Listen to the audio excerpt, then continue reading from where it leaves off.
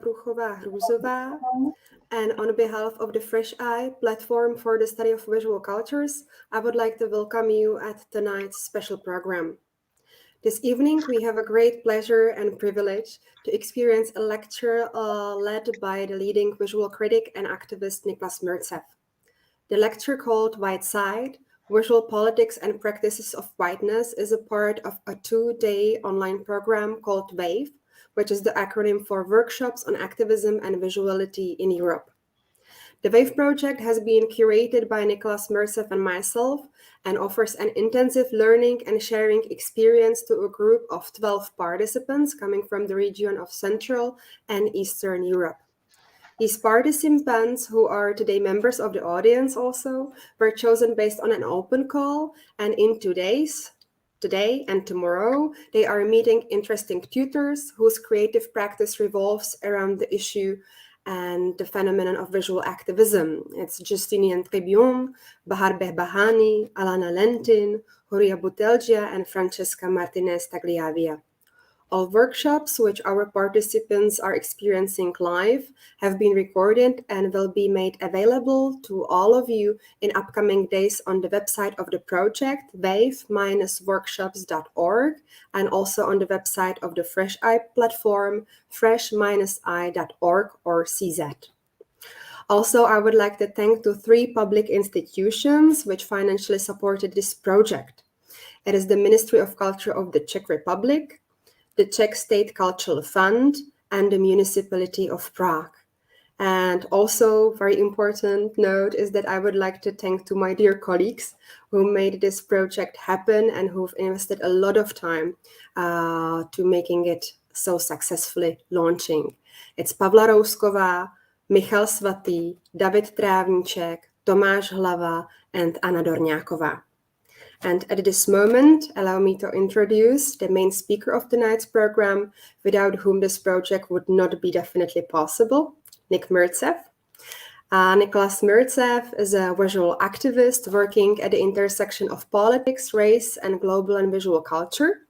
Currently, he's ACLS Mellon Scholar and Society Fellow in Residence at the Magnum Foundation in New York. His publication, The Right to Look, A Counter-History of Visuality, published in 2011, won the Anne Friedberg Award for Innovative Scholarship in 2013. How to See the World made it to be a New Scientist Top 10 book of 2015. And a very good information for all of us is that the appearance of Black Lives Matter, which was published by Name Publication in 2017, is available for free as an ebook. And since 2017, Nick's been an active in the movement to take down the statues commemorating settled colonialism and white supremacy, and also convened the collaborative syllabus All the Monuments Must Fall, which was revised then after 2020 events. Again, you can search it online and you will find it. It's downloadable for free.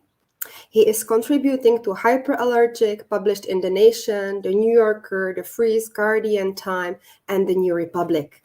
Also, Nicholas visited Prague in spring 2019 and launched here the Czech translation of his book How to See the World, in Czech Jak vidět, svět, which was published in collaboration of the Fresh Eye platform with the ArtMap publishing house. And to all of you who are watching us, thank you again for joining us. I would like just to remind you the opportunity to ask the questions via the YouTube chat. So whenever you feel that you would like to raise your hand, just type down your questions and we will go through them during the Q&A session, which will start immediately after the lecture. So at this moment, I would like just again thank to Nick for joining us, for being such a big supporter and contributor to this event, for co-curating the WAVE program. And hopefully next time we will meet again offline, but now let's enjoy it online. So thank you, Nick. The floor is yours. Thank you so much, Andrea. It's really lovely to be here. Just so you know, folks online, I can't see you. So I have no idea what your reactions will be, and so do use the chat for that purpose. I want to thank Andrea in particular because she's obviously put an enormous amount of time and energy into this project, which was originally planned, as she said, to be in person in Prague last summer. And we've had to reconfigure it, obviously, as we have all become so accustomed to now to this online format. Nonetheless, you know, visual activism is always about a relation between the real world and the mediated world. And I think there is a way in which then it can be turned to advantage. We can have this transnational dialogue, and I'm excited to do that. I'm particularly excited to be in the company of such distinguished friends and guests in the group. I won't name everybody because I don't want to take up too much time, but I do just want to pay particular heed to Uriah Butelja, who will be speaking tomorrow night, whose work has been inspiring to all of us, and my friend and colleague Alana Lentin, who has carried the good fight down to Australia, and both of their books are indispensable. The Whites, Jews, and Us by Uriah Butelja, and Why Race Matters by Alana Lentin. We should all be reading those. So without further ado, I'm going to start the presentation.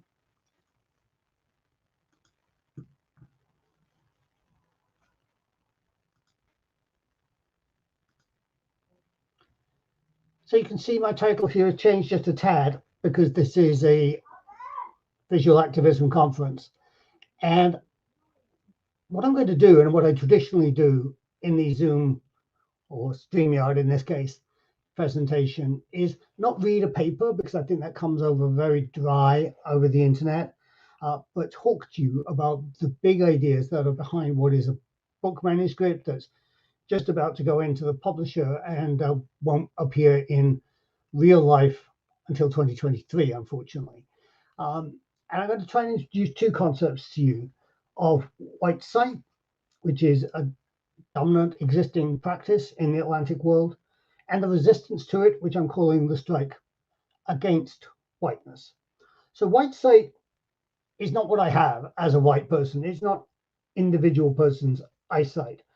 It's what the inventive collective of white people do. So you might say, to adapt Simone de Beauvoir, one is not born but becomes white. In its oldest sense, white is a verb, and it means to make white. So in particular, it makes tools, but in this instance, what we're going to focus on is this question of white sight. White sight claims, defines, and erases the land of others and alters the bodies of others, shaping it into a white reality that is always surveyed and under surveillance. So what I'm going to try and do here is identify some principles that are, if you like, the operating system of that white sight, and then to think about how we might organize a strike against it. White sight is an infrastructure that's created by the state, and it connects statues to the state, all of which are legitimized by statute. That is to say, it becomes, if you like, static. But it does so knowing that white sight is always fragmented and fractured. It worries about being replaced, going blurry, not being precise enough. And that's why it makes such efforts to stabilize, to become static.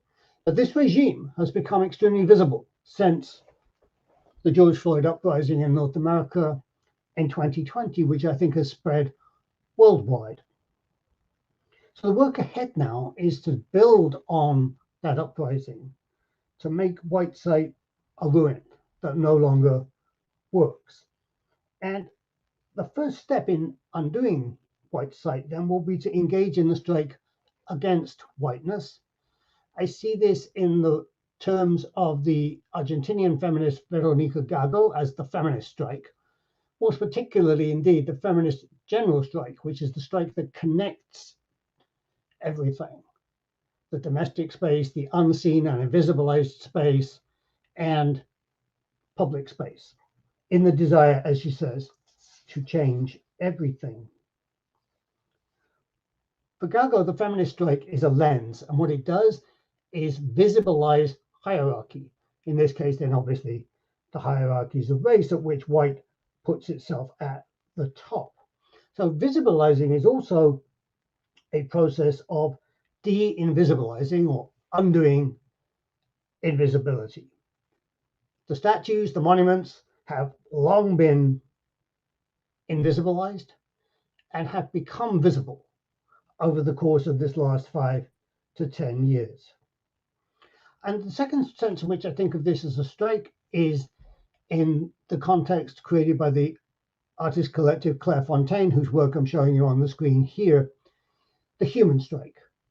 In human strike, the question for Clairefontaine is, how do we become something other than we are? And in this case, for me, at least, that will be then to be something other than white. That is not to say without history, that's not to say without ethnicity, but not to be something part of this inventive collective of white people. So I want to think first about the formula, the formation of white sight as a practice. It comes into being in the European world around the time of settler colonialism in the 15th and 16th century, and it takes the technical form of perspective drawing. And it has two components. On the one hand, as I'm showing you here, there's the sense of eyesight as a projection, which the scholar and curator Dan Hicks has recently called white projection. So what you can see here is the artist sitting on the ground, and this is their eyesight as it comes out, and it's curved in the imaginary here because the eyeball is curved and it's taking in a statue of Venus. So this, although it's a 17th century drawing, is always already the male gaze, and the male gaze takes possession of the female body in the same way that the imagined taking possession of the Americas by Europeans is taking possession of a female body. But when the same artist, Abraham Boss, imagines perspective, you can see that he does it as a process of light coming into the eye, technically introjection rather than projection. And these lines are straight. They come straight into the eye, and they come into the eye of the three figures here, all of whom are looking down. So perspective is always surveillance from above, and it creates a geometric measured space that is erased. So what white sight does is it claims a certain area and then erases it, and it gives it numerical components you can see here. So this now becomes a new form of reality, that form that I'm calling white reality. But in this particular case, it becomes what we in North America call real estate, which is to say land and property. And real estate was also the term used for enslaved human beings on plantations in the British Atlantic world. And both the plantation and the human property were eligible to be mortgaged for cash in the same way that you might now take out a mortgage on a house. That was not usually done in Europe. You didn't mortgage land in Europe, but you did mortgage your real estate in the colonies. And that's why when we look at these three figures, we see that they are all soldiers, they're carrying swords, they're in uniform, because white sight is always enabled and backed up by state violence. And it is, of course, also here, the three figures are clearly white. The action takes place within a white space. Shadows are not cast on them, even though we don't see in any individual cases their eyes. Again, white sight is not a biological process. It's a political one. It's a claiming of territory. And it's formed by the intersection of the projection of vision and the interjection of erasing land claiming perspective. To support that process, Whiteness has created and built an infrastructure. And the three components that I'm going to pay specific attention to here this evening are the state, the statue, and the statute. And I'm using that final term really to think about law and its backing of state authority.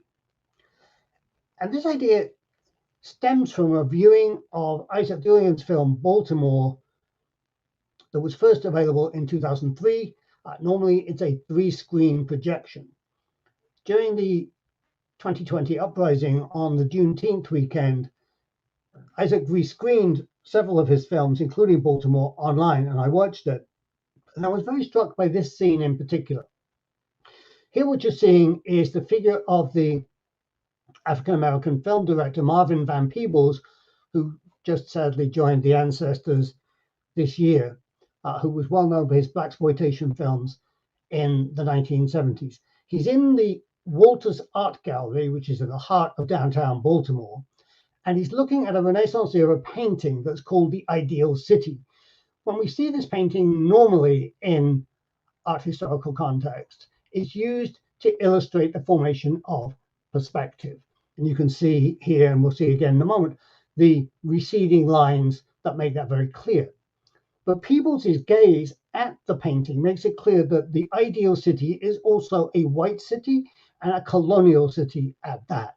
And the question I think that he may be asking himself is, what is my relation as an African American to this idealized white space? And in the installation that Julian has been doing since this time around the work of Frederick Douglass, Julian has called attention to the drone use in Baltimore during the Freddie Gray uprising in 2015.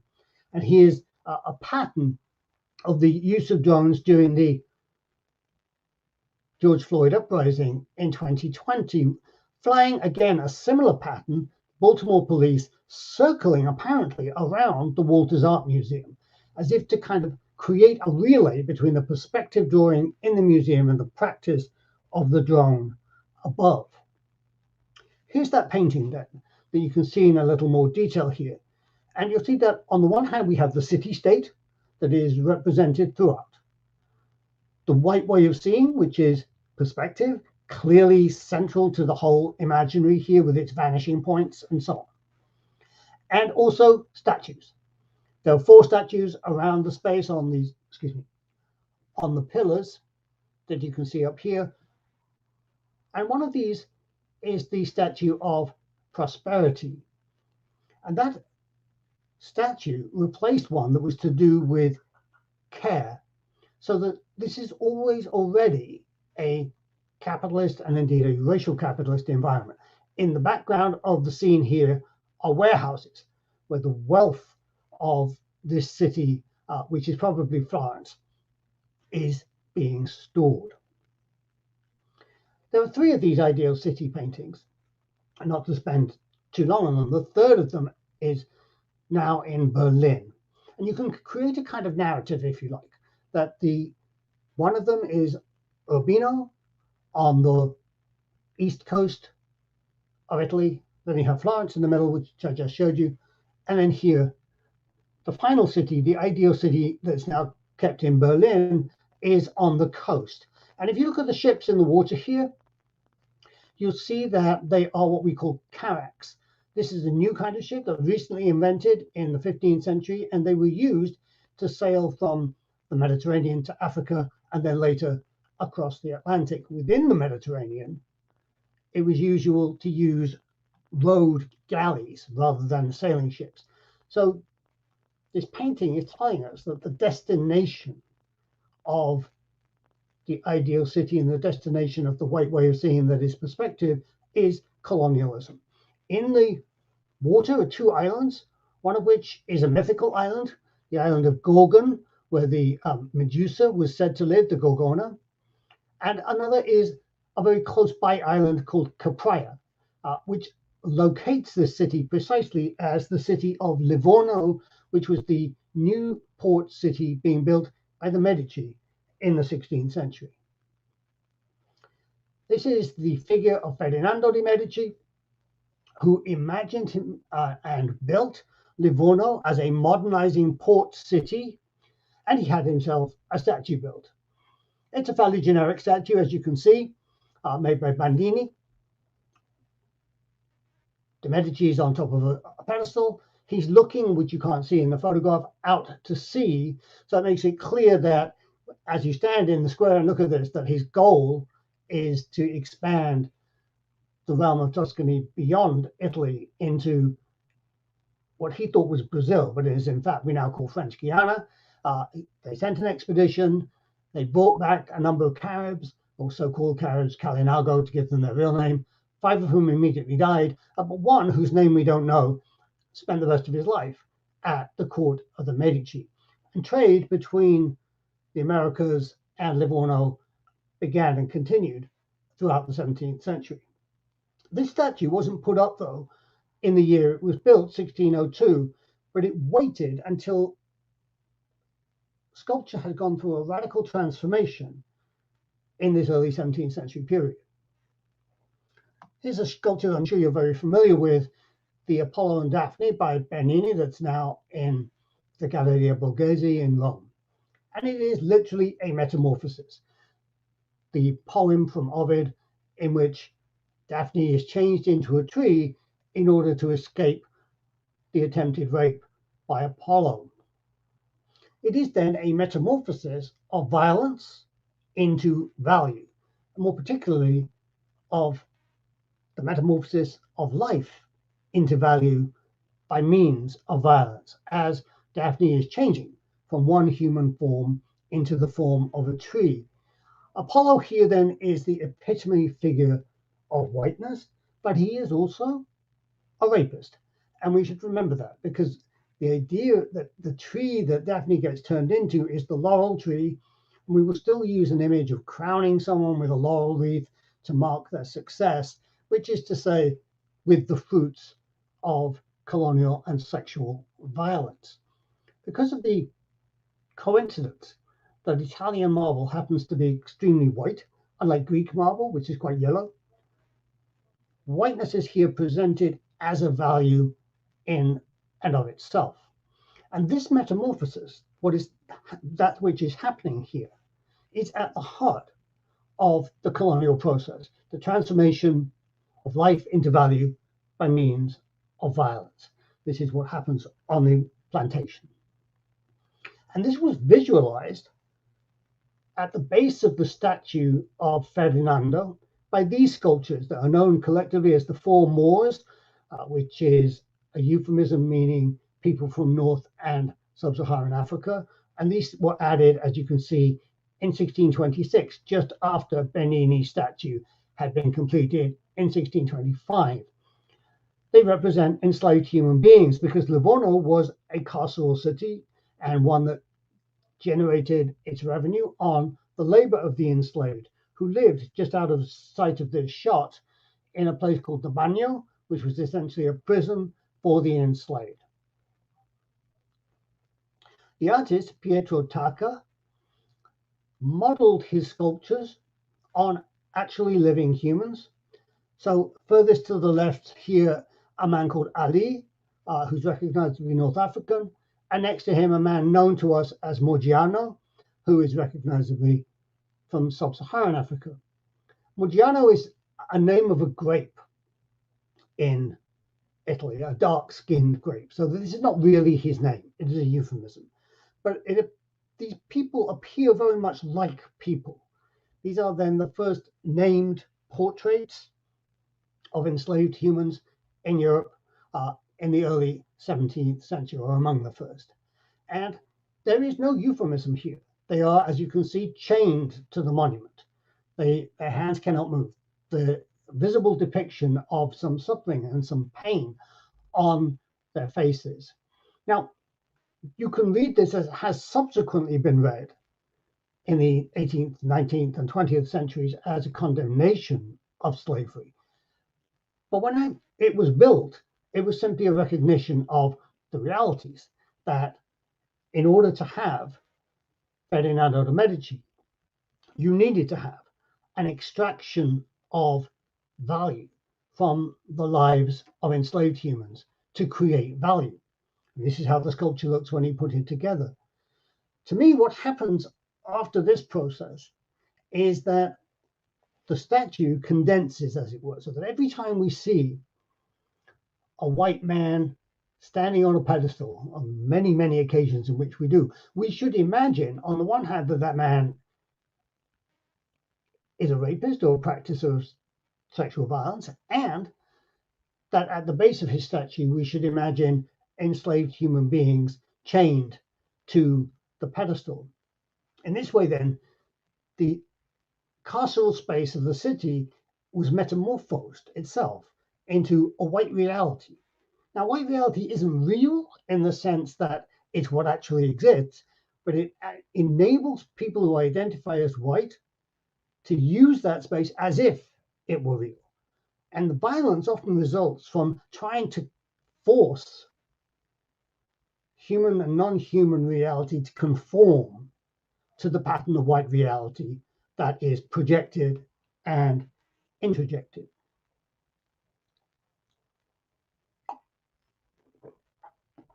Clearly, this kind of site reaches and finds its natural domain, if you like, in the plantation. Here's the overseer in English, literally looking over the divided workforce who are making here indigo, which is a plant from which we make the very dark blue dye that makes blue jeans blue. So we still live in the world that this image depicts. And more than that, we live in the world of divided labor that it depicts. You can see there are, on screen, there are 13 different tasks that the enslaved are performing in order to transform the land into indigo and into then the subsequent dye. Behind, in the hills, you see wilderness. In other words, wasteland has been transformed into productive land by the application of white site and its transformation into white reality. If you like, this is a very kind of clumsy Photoshop cut up that I've done. You take the perspective vision that Abraham Boss was making at almost exactly the same time in 1648, and then superimpose it, project it onto colonial space. This drawing is from 1667, and this then is how a colonial reality is formed. There's a great deal of space outside of that reality, as you can see, in which it's possible to be fugitive or maroon or to rebel against slavery. But it is possible within the narrow confines of white site to make that space conform to the projected reality. In order to sustain these projects, whiteness becomes statue. And it takes a particular statue as a model. Again, it's Apollo, but not Bernini's Apollo, the classical sculpture, the Apollo Belvedere, which was rediscovered in the 2nd century, it was made in the 2nd century in Rome as a copy of a Greek original that was 4th or 5th century BCE, and then rediscovered in Renaissance Italy, put on display in the Vatican, and very quickly becomes the model first for Adam in colonial depictions of Adam and Eve, and then for whiteness as a whole. After the Haitian Revolution in 1791, whiteness defines itself as a statue, and again, the statue of the Apollo Belvedere. This is a very widely circulated drawing made by a French natural historian called Viret. His name has largely been forgotten, but his image is not. It's circulated around the world, creating what you might call the cultural unconscious of whiteness. And he has 3 primary types that he wants to show to the world. On the one hand, at the top, whiteness is represented by the skull of the Apollo Belvedere, the statue that I showed you a moment ago. It is the perfect form of whiteness because of the straightness of its forehead and the large size of its skull. So whiteness then is perfect type, is never an actually existing human, but a statue. In the middle would be a caricature of an African. I've deleted it here because I see no purpose in circulating it and keeping that racial cultural unconscious alive. You can imagine what it looks like. On the bottom is an equally poor drawing of an orangutan, supposedly. And what's important to state here, though, is that this could look like, from 21st century viewpoint, an evolutionary drawing. But what it's supposed to mean is exactly the opposite. These are three totally distinct and separate types of the human, and of the other than human. And that the African is closer, yes, to the ape than he is to the white classical figure, but none of them are related. They are distinctly separate. In his second edition of this book, which came out in 1824, Viret goes still further, and he imagines, as you can see in this drawing here, he imagines what would it be like if the Apollo Belvedere had a skull? What would that skull look like? So he drew it, and that skull takes on this perfect form, supposedly, which no actually living human has. The statue is always superior because actually living people have muddied or amalgamated the perfect white type by sexual encounter and reproduction with others. So there is no existing perfect white type.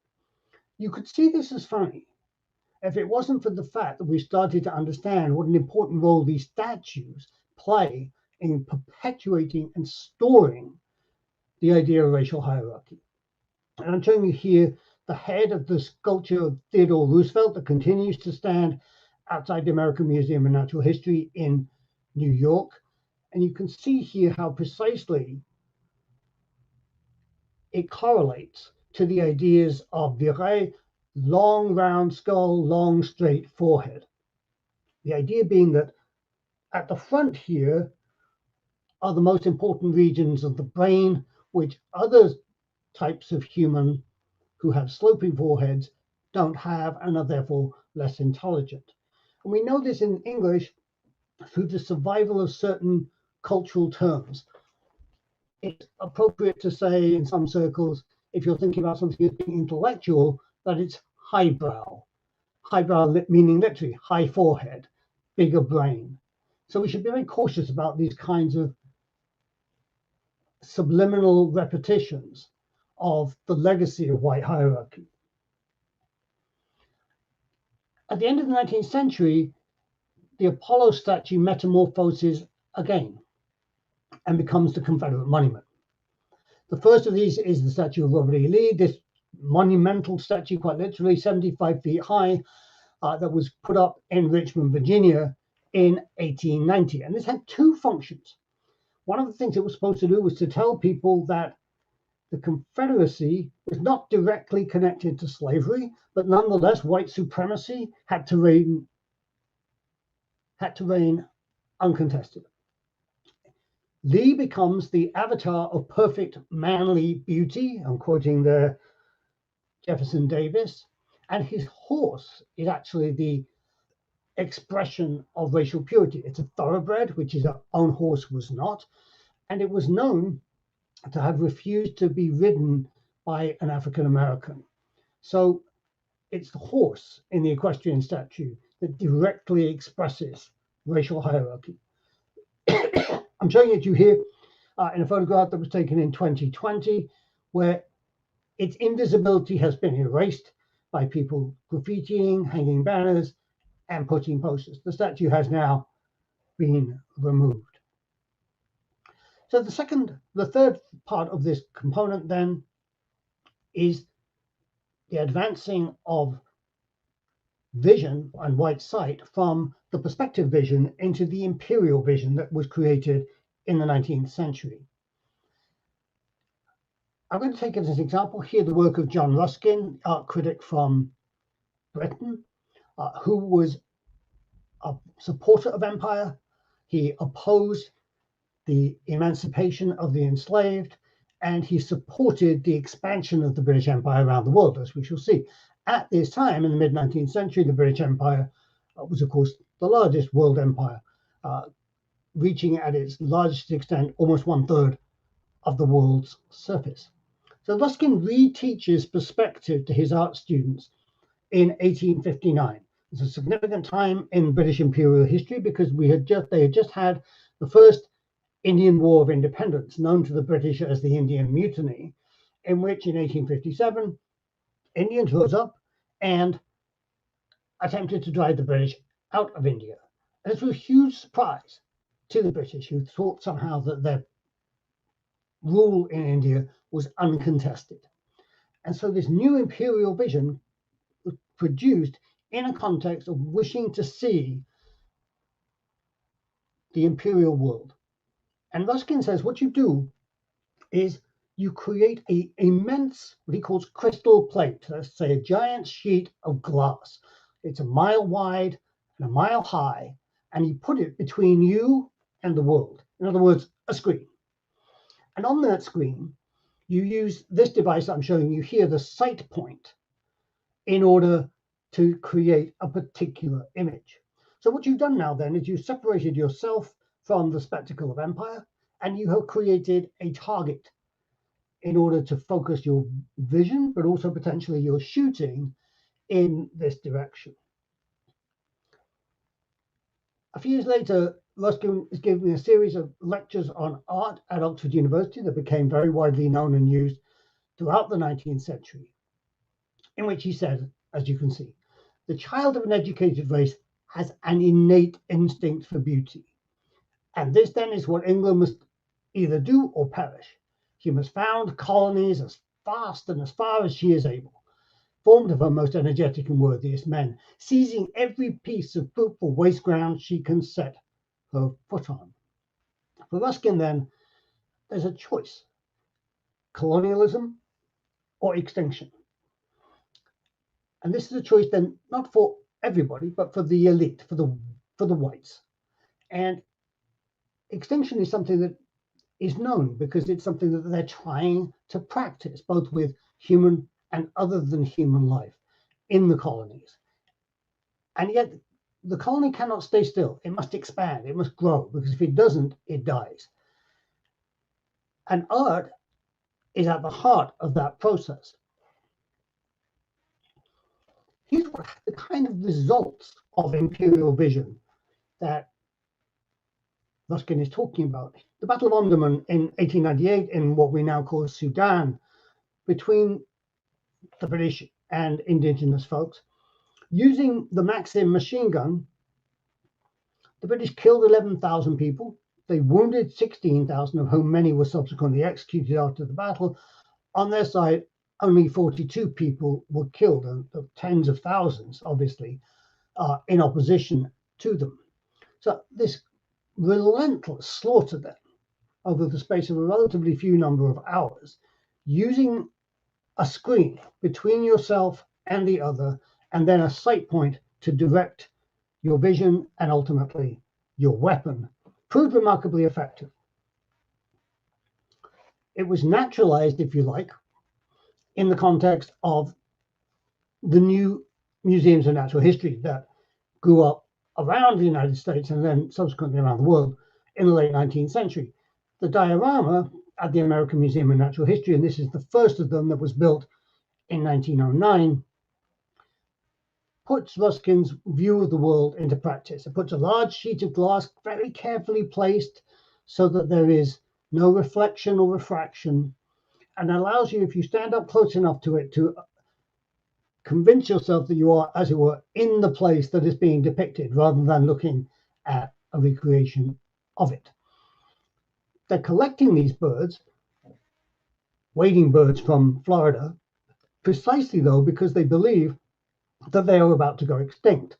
Hunters and others have reduced their numbers to such an extent, so that the point of collecting is to show people the world that colonialism has made extinct, and that is not seen as a problem. It's just simply seen as part of the evolution of imperial power.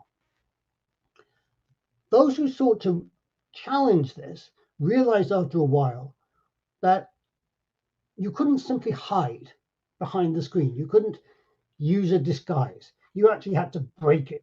And they're quite literally done by the suffragettes in their campaigns in Britain from 1908 onwards, particularly their major campaign of 1912, to break windows around the country. 400 windows were broken in one day. Women often targeted commercial buildings or museums were another target. And you would break a window in accord with the amount of time you were prepared to do in prison afterwards. It's remarkably well organized. This course of action allowed people to come together in a way that had not previously taken place. Now, I've done a sort of simple Google map here to show you.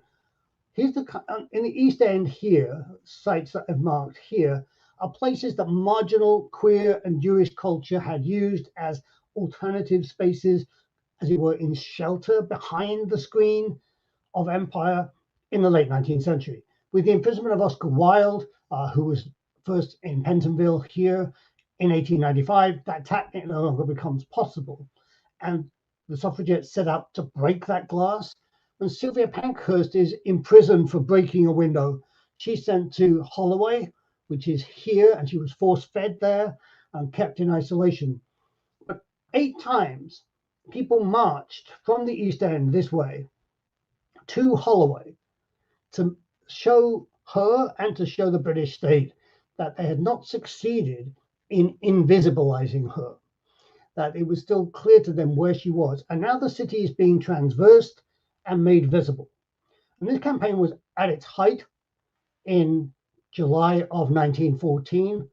A woman called Margaret Gibb slashed the painting of Thomas Carlyle in the National Portrait Gallery and said she felt it had made it into a better painting. And I agree with that.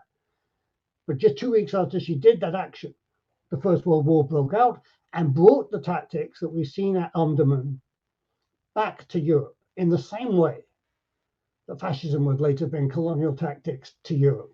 The First World War already did that. It used the same machine guns that had been used at Andaman on the Western Front. And the imperial screen is then disastrously and permanently shattered.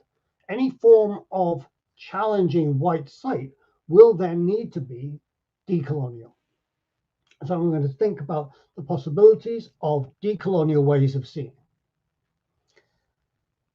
The phrase way of seeing is probably familiar to many of you from John Berger's 1972 book, but he didn't actually coin the phrase. And I want to just tell you the story of how George Lamming, who's a Barbadian poet and writer, did come up with that expression as a result of a meeting that took place at the Institute of Contemporary Arts in London in 1951. This is a poster that was recently re-put up, marking the founding of the ICA in 1946. Here then we are in a moment of different temporality, the contemporary, a moment that I think we are still in, a moment marked by the decolonial, by the experience of fascism, and by the presence of many other past times with us, the contemporary being the times that are all present. History then is about which histories are currently present to us, and I would say there are many, and that is exactly how Lamming understood the formation of the way of seeing. This is Lamming on the left-hand side of the screen, and he coined this phrase at a meeting of the ICA, a poetry reading, where he watched a man called Emanuel Litvinov, who was an East End Jewish radical poet. Lamming himself read a poem, and he noticed that he was greeted with absurdly over-the-top applause before he had even spoken, which was to say to him, we see that you are of Caribbean descent. We see that you are not white, and we are going to acknowledge that by this performance. And then he watches them watch Emanuel Litvinov. Litvinov read this poem, which is called To T.S. Eliot, and it describes and protests Eliot's anti-Semitism, because Eliot had recently republished some of his poems from the 1920s and 30s in a new cheap paperback, Selected Poems, and characters like Bleistein, who appear in Eliot's pre-war poetry, typical anti-Semitic caricatures, And Levinov would later say, well, it's one thing to do that before the war, but to do it after Auschwitz is something again. And so he called out the leading English language poet, T.S. Eliot, for anti-Semitism in this space of the contemporary. Then it turns out that Eliot is actually there. He's present in the audience. And so one by one, the British poets in the room jump up and condemn Litvinov and say that he shouldn't have been invited and he shouldn't have spoken, that everything he said was wrong.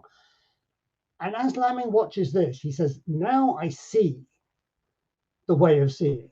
He sees how others are seen and realizes how it will be applied to him. And he sees too that this is a form of violence. And he connects it, writing in 1960, to the racialized violence that took place in the streets of Notting Hill in 1958 and 1959, culminating in the murder of Kelso Cochrane from Antigua in 1959. And he says the ICA is the neighbor of Notting Hill, meaning that the violence of high culture is equivalent to and part of the street violence that is taking place, to quote the racist slogan of the period, keep Britain white.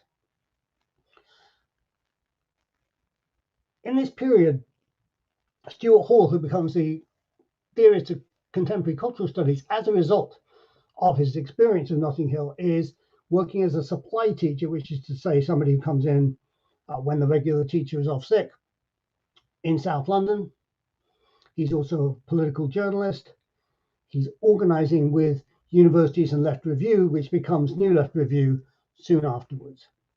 And he follows his students in 1958 from school to the Notting Hill riots, and he sees them participating and name-calling and harassing Caribbean people in the streets. And when they come back to class, he questions them and starts then to think about the role of the new teenager.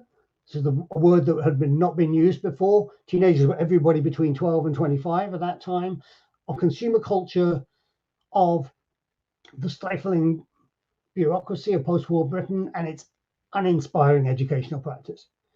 But what he saw is everything that happens in Notting Hill is, of course, very contemporary and related to these issues, but it is also the unmistakable profile of Britain's colonial policy over the last century. So he's going right back then to the Indian uprising of 1857, thinking about this as a long continuity of imperial attempts to hierarchize, compartmentalize, and separate, and to create a white reality. Here's a photograph by the British photographer Roger Main of Southam Street, which is in Notting Hill.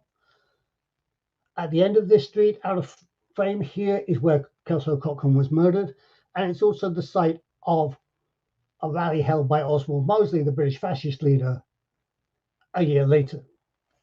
Main spent a lot of time photographing on this street because it was what's called a play street, so no traffic was allowed. The buildings were originally quite high class, fancy buildings, Georgian buildings, but they had run down and become single room occupancy, they're cold water only. So people who are living here are working class, they're poor, some of them are Irish, some from the Caribbean. And here then you have a group of men from the Caribbean, the British West Indies, walking down the street, 4 of them, excuse me, and they're all 3 are looking carefully ahead, except for this one, who's become aware that Main is photographing, sees him, checks him out, and realizes there's no threat here. Around the walking man are 4 young, visibly white children who are all performing what at an exactly contemporary moment Frantz Fanon describes in Black Skin, White Mask as that moment where the child says, "Look, Mama, a Negro." They're staring unabashedly at these men. The real possible point of intersection is here with the 3 Teds, as they were called in the time. Teds are sort of youth culture, sometimes known as teddy boys. They wore these dark jackets, crepe shoes, and white shirts. All of them are very carefully not looking in the direction of the West Indian men. It was said at the time that if you caught somebody's eye, then there would have to be a challenge, and that might have to be resolved by violence. So there is then unfolding here a variety of ways of seeing, which are contesting public space, city space, in what the American sociologist Ruth Glass called a zone of transition. And later she was to coin the word gentrification, precisely to mean what was happening in somewhere like Notting Hill. So what's happening in London in the late 50s and early 60s is the transition from an imperial city to the global cities of financialization that we have today, new ways of seeing being produced in the transition. In our own time, Whiteside has continued to use some of very old ways of seeing in connection with brand new forms of artificial intelligence.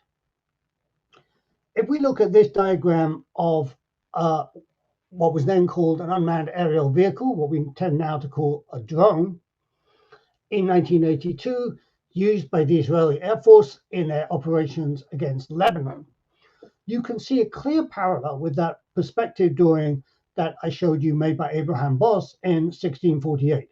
The same pattern, that perfectly straight lines form rectangles on the ground, that the vision is always from above, and that there is a clear possibility of seeing everything.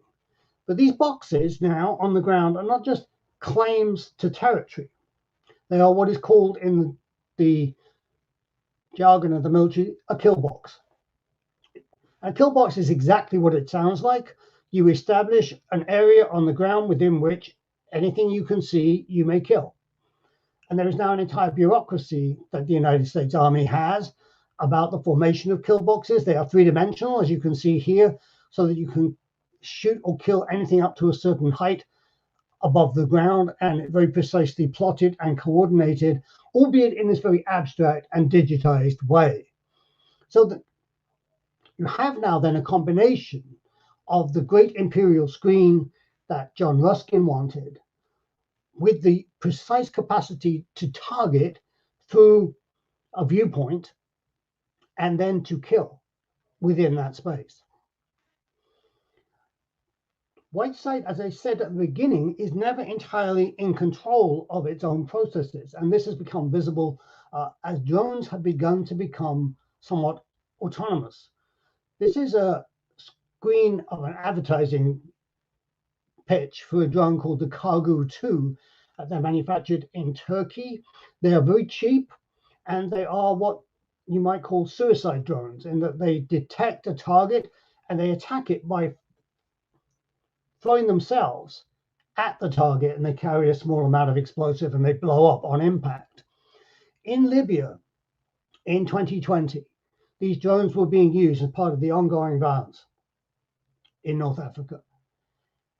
And after an action had begun, the operators attempt to call the drones back, but they don't come back. They continue to target and to kill on their own volition. In other words, they have become autonomous, that they can behave as they wish to. Now, we've all seen this movie. We've seen this movie, you can call it The Terminator, you can call it many other things. But we are actually at a point now where this is at least beginning to happen. Now, the Kargu 2, as I say, is a pretty trivial drone. What would happen if a much more significant drone, like a Reaper or a Predator or a Hellfire, became autonomous? Let's hope we don't find out exactly how that would be. I want to spend the remaining few minutes of the time that I have speaking about how we might unbuild this whiteness.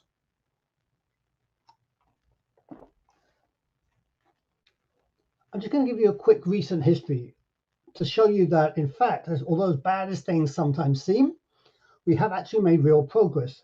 In 2016, when I was in Denmark, I gave a talk in which I said this: I want an institution, museum, gallery, whatever, that doesn't reproduce white supremacy, that doesn't represent a prison, in which there isn't expropriated labor, there isn't extinction, and there isn't genocide.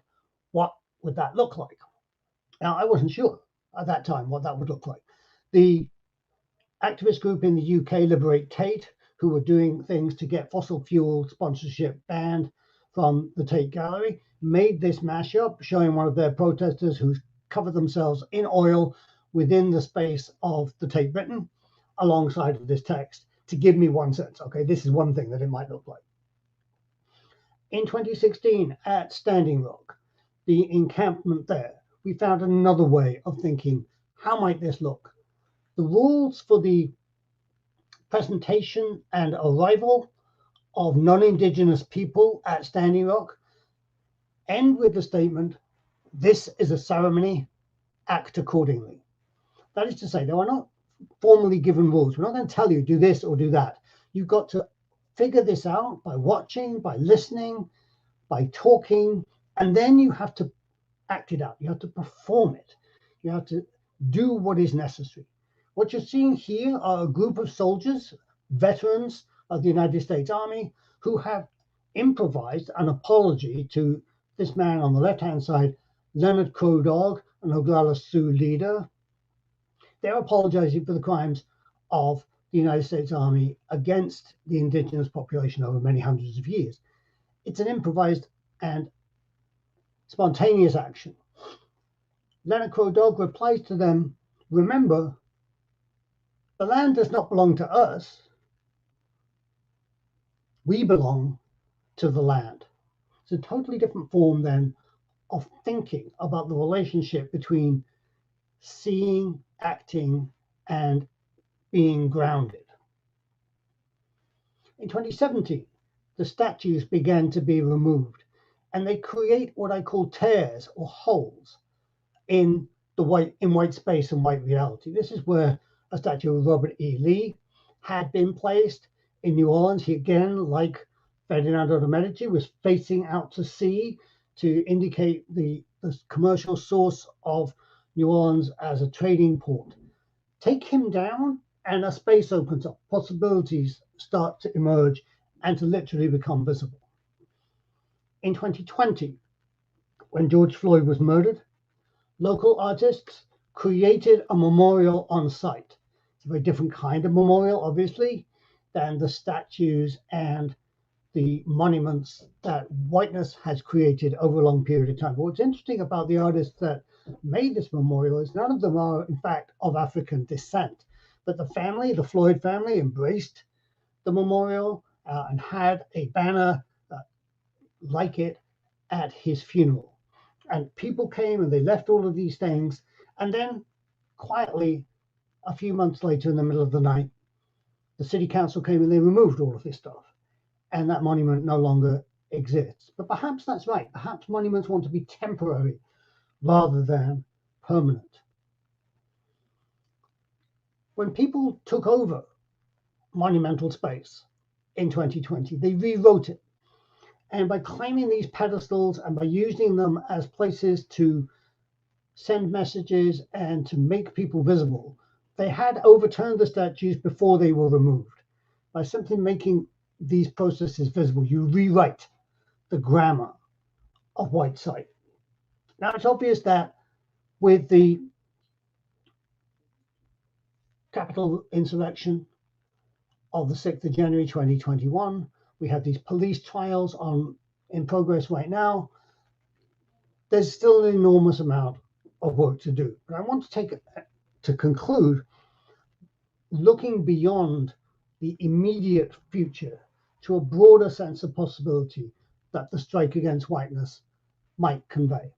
I'm showing you a work by the artist Sybil Elise Smith that was exhibited at the Marking Time show curated by Nicole Fleetwood at PS1 in 2020 last year. And the exhibit is about art in the age of mass incarceration. And Smith's work here speaks about challenging the police, breaking their radio, finally creating a silence. And then there's this moment, blue in a decade, where it finally means sky. Now, the thin blue line, for those of you who are not familiar with American racialized vocabulary, is a euphemism for the police. It's also taken to mean the color line, because those who are behind the thin blue line are white people being protected from insurrections of Black folks and their allies. What Smith is imagining is some time in which blue doesn't mean police anymore, where it means sky, where it means we can think differently and think otherwise about who we are and what that would look like. And that would then be the strike against whiteness. And I've recently started to think then about what would that look like? What does it mean? What does it mean if we follow Smith into thinking about a sky that is simply blue and a blue that is simply sky? One form that has emerged to think about that is the concept of the murmuration. This is an installation made by the British Ghanaian artist John Akomfra called 5 Murmurations that was shown in New York in October 2021. And it is, as you can see, a 3-screen installation. And he's using the patterns that are known as murmurations. Murmurations are created by birds. Scientists are not entirely sure why they do this. They have various kind of evolutionary explanations. Perhaps it's to protect birds from predators. Perhaps it's to somehow make them safe in some way. But I've seen birds do this where there's clearly no predator available or visible. Sometimes they're just doing it for pleasure. They're doing it for fun. The bird that most often murmurates, if you like, or murmurs, is called the starling. And the old form of the starling name in English is the stare. And so there's the early way of saying what you're seeing here will be a murmuration of stares. In other words, a kind of looking that is not white looking, that is not white sight. It's not two-dimensional in the way that the projection and the drone vision claims to be, to make up a reality. It is multidimensional. It is communal because each bird thinks topologically in relation to its neighbors and acts accordingly in the way of the Standing Rock mantra. And they do so digitally. They think about the relationship between light and dark. Light is where there are fewer birds, and dark, as you can see, is where there are more birds. And they either turn towards the dark or away from it, depending on the decision that they choose to make. Here then is a kind of non-colonial form of data organizing that creates beauty, but it also creates fierce care and community out of patterns of self-preservation. So in a world where blue finally means the sky, we may want to think about how we might socially organize as murmurs and as murmurations. I'm going to leave it at that because I see that my time is up and I got on a little longer than I initially expected. Thank you for listening over the internet. I know it's a difficult thing to do, and I look forward to engaging with any questions that people may have.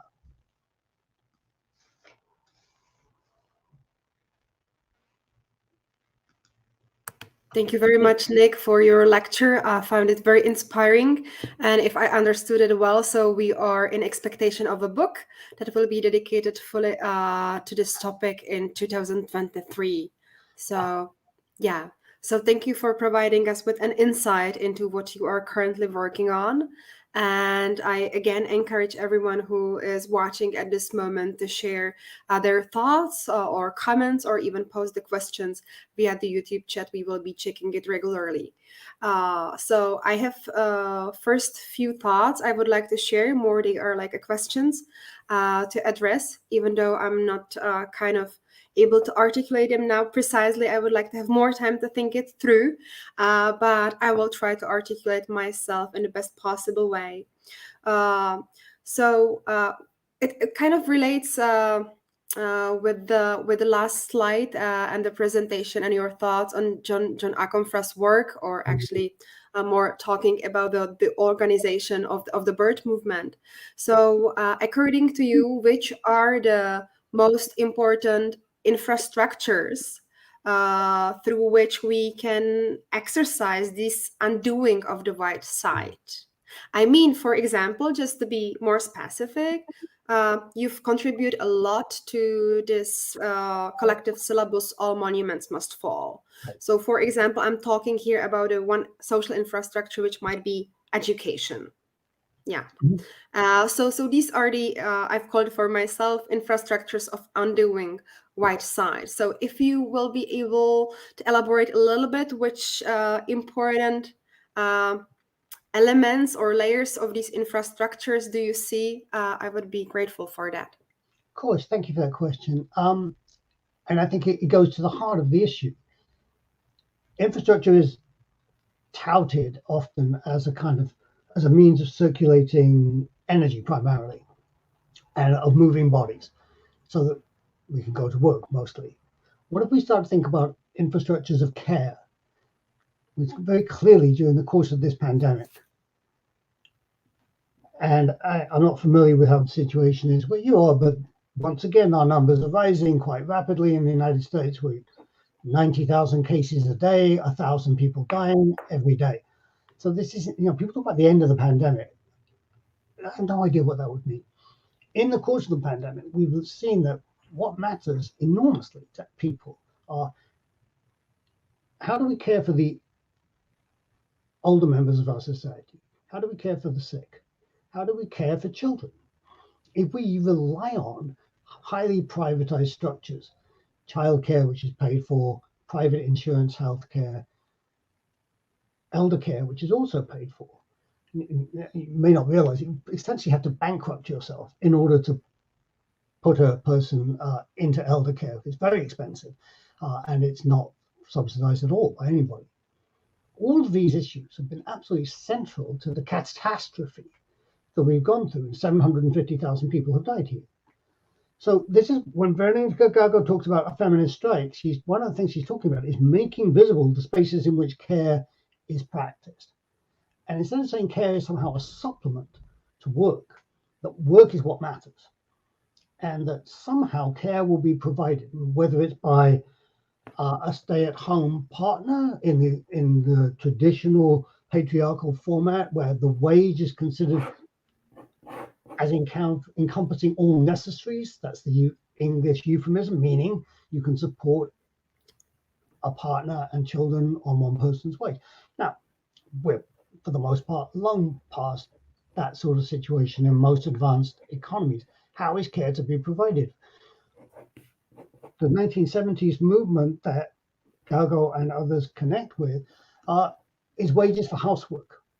The idea then that this kind of labor, which is usually invisibilized, needs to be remunerated in some way. That it's tiring, it's expensive, it's difficult, as we all know. And how then do people sustain and support each other? The group that I work with, called the Center for Convivial Research and Autonomy, who are based in the Bay Area, call this fierce care. And what they mean by that is we need to actively defend those institutions, few still and far between perhaps, that do provide care, that do allow for whatever possibility there is, and then to think about how we would expand them. What would it mean?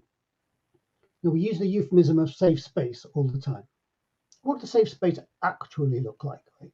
So one of the things, for example, in the presentation that I just gave you, I showed you that set of photographs from Southam Street. And there was street violence all the time, sure.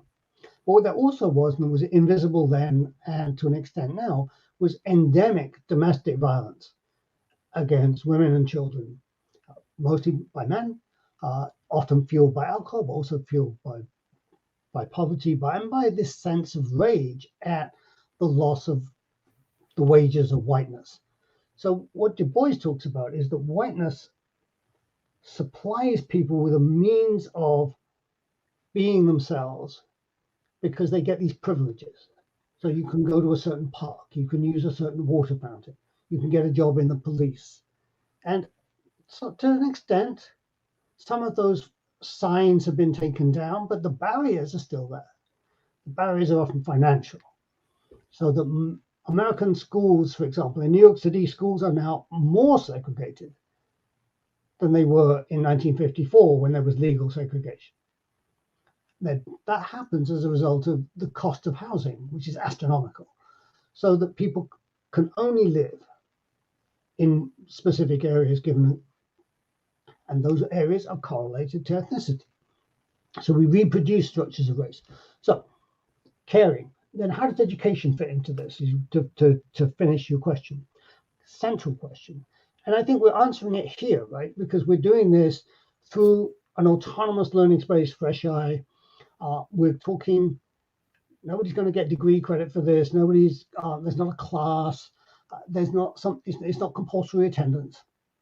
And I think around the world, we've seen one of the unexpected consequences of the pandemic has been this proliferation of online but autonomous learning spaces in which we can share knowledges, we can come together, we can discuss, we can create community, and we can think about what is the function of learning and ideas in taking us forward. What it is at the moment, primarily in the United States, and I think Europe is still a little less barbaric in this regard, it's a debt machine. So higher education has produced now the largest single sector of consumer debt in the United States, and there's an astonishing amount of money, $1.4 trillion. Now trillions are getting thrown around pretty casually. There's a huge amount of money. In order to, if one person was to try and borrow that money, and they started in the year zero, you'd have to borrow over $100,000 a day, every single day, for 2021 years to get to this kind of number. So it's more than credit cards. It's much more than automobiles. It's the largest single sector of personal debt. So that has nothing to do then with learning. That has to do with creating indebted consumption as the normal pattern of social life. As soon as people graduate, and we see this in fourth-year students suddenly start to become depressed. The first thing they can see coming is that letter demanding their first payment. You can't think, shall I volunteer? Shall I travel?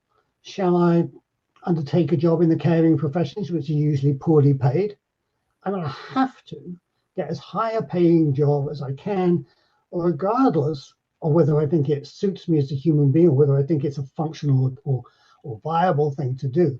And most of these jobs are what my late colleague David Graeber called bullshit jobs. In other words, these are jobs that, if they were never done, nobody would care. PR, HR, anything with an R in it like that. All these kinds of jobs, the people doing them know they don't enjoy it. Who wants to work in a call center? Nobody wants to work in a call center. You just have to. So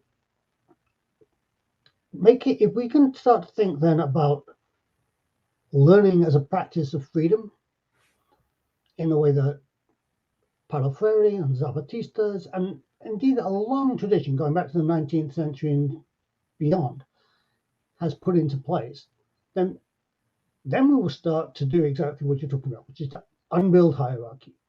So you'd have to actually think about an education that didn't grade, that didn't award people first class, second class, third class, whatever it might be, degrees. Because as soon as you create hierarchy, you create racializing. And there may be some imaginary future in which you can separate and distinguish without racializing, but we're not there yet. So education really has to take that on. And I think one of the reasons we see this kind of constant failure within higher education and indeed K-12 education, as we call it here, education for school children, to eliminate these kinds of problems is that they are infrastructural. They're not superstructural. It's not just a question of changing the words. It's a question of changing the buildings. It's a question of changing where the money goes and how money is deployed and to whom and so on. So your question really goes to the heart of the matter. Thank you for the answer. Obviously, we are talking about such a complex topic that even I would go a little bit farther and ask you the question regarding actually a new way of understanding the term production and the process of production. Because when we are talking about the infrastructure of care, we are talking about invisible labor, which are actually creating the core of our society. We are taking them for granted, and we are actually putting still upper and upper levels of production which we establish on an invisible ground, which is completely necessary for everything that we do. So at that moment, I think that we even have and we are actually framing this discussion through the perspective of the capitalism, which comes with the specific driven motivation of the society, which is the economic one, and which emerges time and space under the pressure of the time scheme of production. So at this moment, when we are even redefining our experience of time and the way how we consume and how we produce in this moment, which we call, and you talked about it, as a kind of COVID pandemic time, when we are rearticulating our practices. So I think it's a good time even to think about how we understand the production, what we need to produce in order to have a functional society in which is possible to undo the white reality, which means to undo the hierarchy, which means to make visible some specific processes, people involved in them, which are at this moment invisible, yet grounding in a way. So that, I mean, you put it very well. I could add to it maybe a little bit by thinking about this question: why is it proving so hard to do? Because the time has changed, and one of the ways that the time has changed is that we are in what the geologists call the Anthropocene. And the Anthropocene is obviously the human-created transformation of the climate into a catastrophe. We're seeing this daily in North America. Yesterday, on November the 18th, it was 70 degrees, which is about 25 degrees Celsius. There should be snow. So the very measures of time have changed. In relation to geology, human time is should be so insignificant, and yet it's not, right? Because within the course of a few years, the amount of carbon in the atmosphere has gone to now 415 parts per million. And in that, the reason that this is then a problem in relation to production is this: we have a world now in which most people are under 30 years old, that most people live in cities, and most people are connected to the internet. Now, in a traditional kind of capitalist framework, that's all good, because you've got a big workforce, you've got them in the place where they're going to go to work, and you've got a new technology to connect them. The problem is, if you do that, if you create a kind of 1950s or 60s style economic growth out of that formula, you drive the world further into catastrophe. So the model of production that we have has to, as a matter of urgency, and everybody knows this, be disconnected from the long colonial machine of extraction that we have produced over this past 500 years. The difficulty we have then is this conceptual one, that we can't imagine production that isn't about extraction. We can't imagine a social world that rewards people unless there is a production of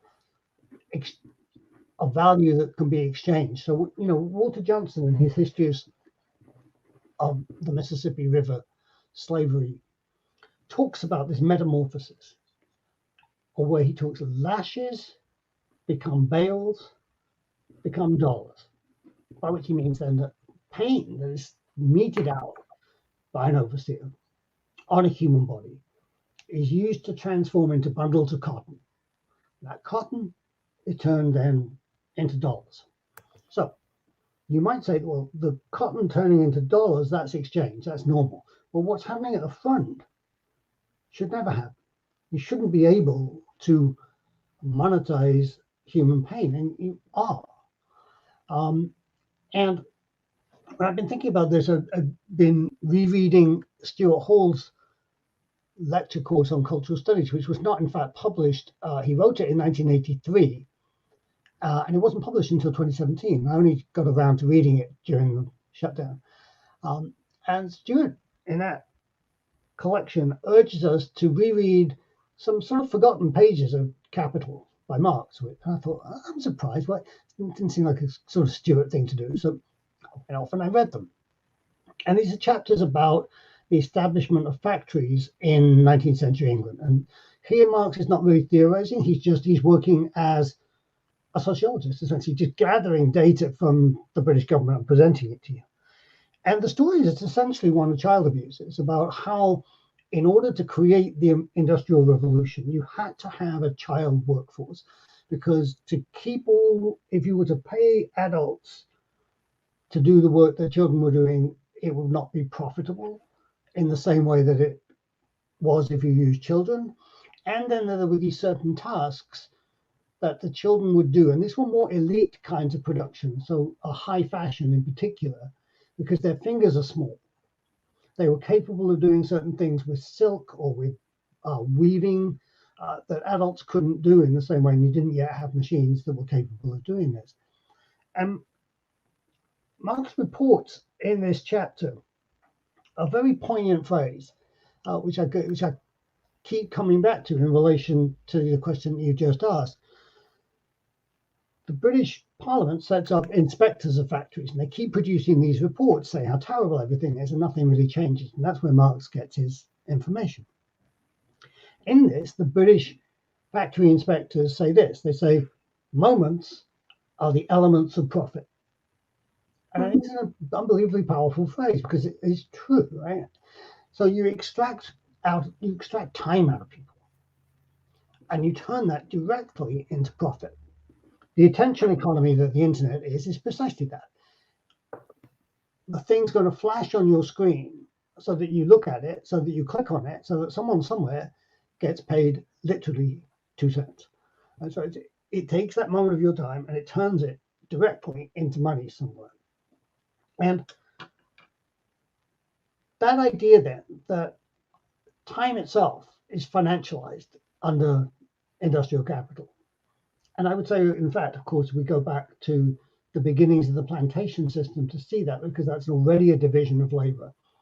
And that's already a question of the overseer extracting as much labor, therefore as much time, out of the enslaved as they possibly can. And that the factory system develops that. And then in the 19th century, 85% of the cotton that's grown by enslaved human beings in the United States is shipped to Britain, where they create the Industrial Revolution. So capitalism is utterly imbricated with this. We're having a great deal of difficulty as a social world transitioning to the next kind of moment. But this is where I see, in a broad history, I see like whiteness is a phenomenon that comes up as part of what Silvia Federici calls the transition to capitalism. Whatever comes next, and what the Combahee River Collective called in 1977 simply being levelly human, that will be a transition out of capitalism. And it's something that we cannot afford not to do. And that we have learned, I think, through the pandemic, some of the ways in which we can do it. So that, the $100 billion that is needed to support countries that have to adapt to catastrophic climate change right now, that was supposedly a lot of money until we had the pandemic, and we throw trillions of dollars around left and right to save corporations and banks, or to pay a basic wage to people, say just stay at home, take this money, stay at home. And the world has not collapsed, right? Everything's still functioning. So it turns out you don't actually need everybody to be trooping into the factory or the office or the school or the whatever. You don't need for there to be a kind of correlation between the amount of hours put in and income that people generate. You can understand that money is just a fiction. And that we've made this world this way, but we could make it another way. And we actually have to, kind of right now. Thank you, Nick, for the answer. I think, again, we are getting to really high levels of complexity, but this is also what your talk was about, because the complexity requires us to see the multiplicity and therefore ways of seeing. And to practice this complex way of thinking, it's practicing the ways how we are able to imagine the world of the others. And there is the time for the last question, which actually comes through YouTube. So I will read it. It's from Botlorn. So there is the question like this. Do you believe your idea of a counter-visual look or a reappropriated look that looks back at the source of a hegemonic look can articulate specific emancipatory politics such as BLM outside of effect and towards legislative, therefore claiming responsibility for the violence by the state, and or a political, it means changing institutional policies depending on the recording scene injustice. So I will actually copy and paste it into our internal communication here because it was divided into three messages. So yeah, you can see it right now. Okay, So right. take your time to read it. Sure enough, I've read this. Look, this is a great question. Thank you to Botlorn, who posted it. The questioner knows my past work. So they're asking me about an idea that I came up with in a book called The Right to Look. And here the idea is then that the social order is dominated by this viewpoint called that I call visuality, which is a term coined by the right-wing historian Thomas Carlyle. And that viewpoint on the world that I've been talking about today, whether it's the perspectival viewpoint or the imperial viewpoint or the AI white site, are all forms of visuality, and they seek then to order and control the social world. In 2011, when that book came out, one of the things I often say is, although you could find ideas of counter-visuality in the world, in the historical record, at that time, we'd not experienced many of them for a long time.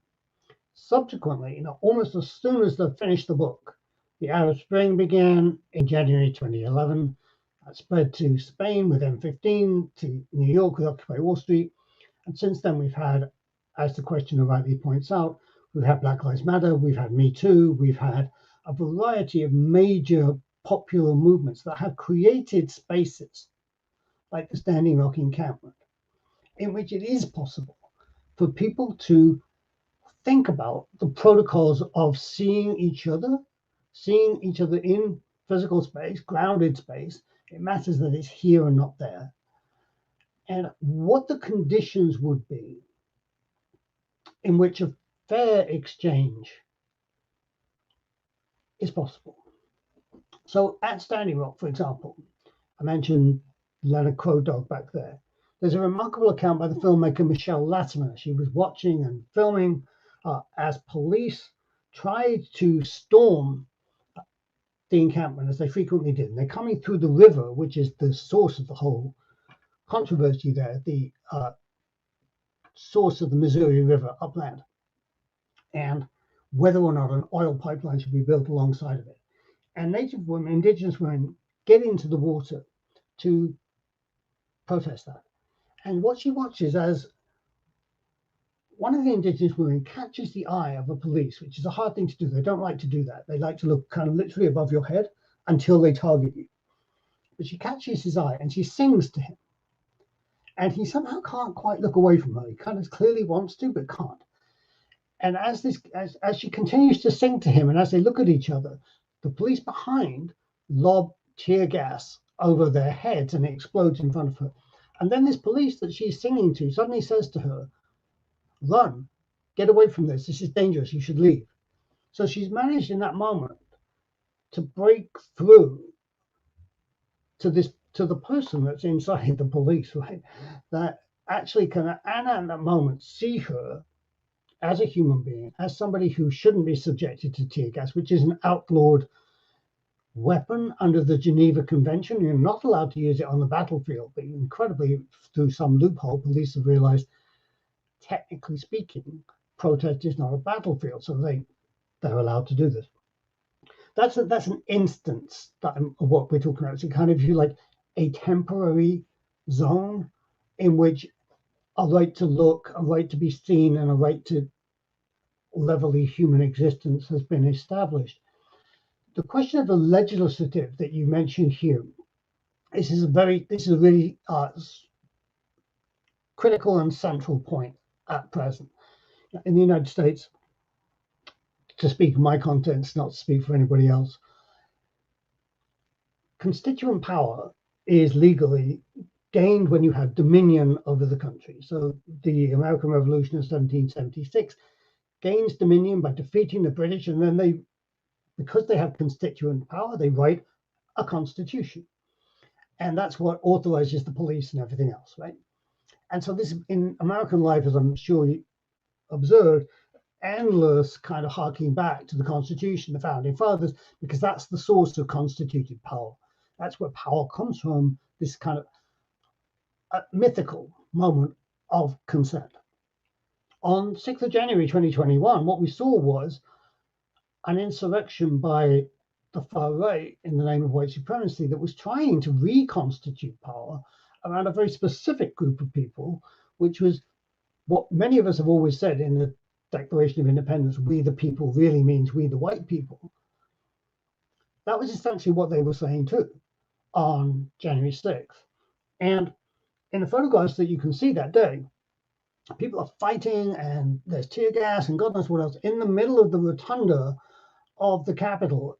And all around are these paintings, these 19th century paintings that show precisely these moments of constituent power, where the British surrender, where the Washington resigns his military commission in order to become president, the Constitution is declared, and so on. Many people have criticized those paintings precisely for showing what the historian Zach Sell calls settler slavery, the dominion of settler slavery. And yet it's not enough for 2021 white supremacy to have that. They're trying to reconstitute power in this intensely confined way. Now, by identifying so strongly and so clearly with this kind of violent and insurrectional force, I think there is a possibility actually to create something that cannot be, and we're seeing this with the catastrophe of the so-called Biden administration, a sort of return to some mythical bipartisan and all this stuff that we always hear. It would have to be something that I would call a pan-democracy, which is to say we've had representative democracy. But in the pandemic, it's become clear that not everyone is represented. So pan-democracy, a democracy of all, rather than the rule of certain people who constitute the demos, the people. And the people has always been a very limited category. In ancient Athens, it was hardly anybody. It was white citizens who were men, who were not enslaved, who were above the age of majority. It's about 5% of the Athenian population. So it's really what we would probably understand as something much closer to oligarchy. It's also true that the representative system that we have now doesn't in anything like represent the will of the people as a whole, and it's designed not to. So the antiquated way we elect presidents and senators in particular is designed to frustrate any possibility of change. What we're beginning to see then, I'm sorry this is a long answer, but it's a big question, is some places where people are directly engaging with all of this. So in Chile, in 2019, protests began because they tried to put the subway fare up. People couldn't afford that. That spread to a widespread questioning of the establishment of the Pinochet state, including the taking down by Mapuche indigenous people of statues of conquistadors and the hanging of their heads in symbolic ways. There's currently a constitutional convention meeting in Chile to an attempt to undo the fascist constitution put in by Pinochet in the 1970s, which is the inaugural moment of neoliberalism worldwide. And the woman running that is a Mapuche Indian. So there's an election actually in Chile this Sunday, and it's one of the most stark confrontations between the coalition of young people that really put together the 2019-2020 movement in Chile, and their candidate for president, I think he's 36 or something like that. And on the other side, there's an avowed pro-Pinochet, older white guy who is all for the restoration and the return to the fundamentally colonial order and the neoliberal order that Pinochet put in place. So they are literally constituting power there. They're writing a new constitution. And all of this has flowed from this moment in which suddenly you saw how Chile was, because you weren't willing to recognize what everyday reality, at a level of infrastructure and transport. If you're poor and you live on $2 a day or less, as so many people do in the global south, and someone puts your bus fare up and you're taking a couple of buses and a couple of subways and then a bus at the other end to get from wherever you live to wherever it is that you work, suddenly, your whole conditions of personal existence have been radically transformed. And at that point, you can't accept that any longer. And we've seen that around the Southern Hemisphere in the Americas, but we've also seen across Africa what they call service delivery protests, which sound really boring, but are in fact exactly about this, about the possibility of a new institution, a new and ways to live that are structured around care and the possibility of life, rather than about extraction. Thank you, Boris. I see thank you for putting that question, and I hope it wasn't too long of an answer. And I would like to add that actually we received also the note that the question was asked by one of our participants of the WAVE project, Boris Ružič. So thank you, Boris, for the question. At this moment, I think that we reached the limit set for our tonight's program. I believe that we've enjoyed both parts, the lecture as well as the following discussion. I would greatly appreciate to have even more time, but I do believe that we will have in the future again an opportunity to welcome Nicholas Mirzoeff as our guest. So at this moment, I would like to thank also to all of you who decided to spend the beginning of your evening with us. We greatly appreciate it. I would also like to thank you to all participants of our WAVE project for being with us today.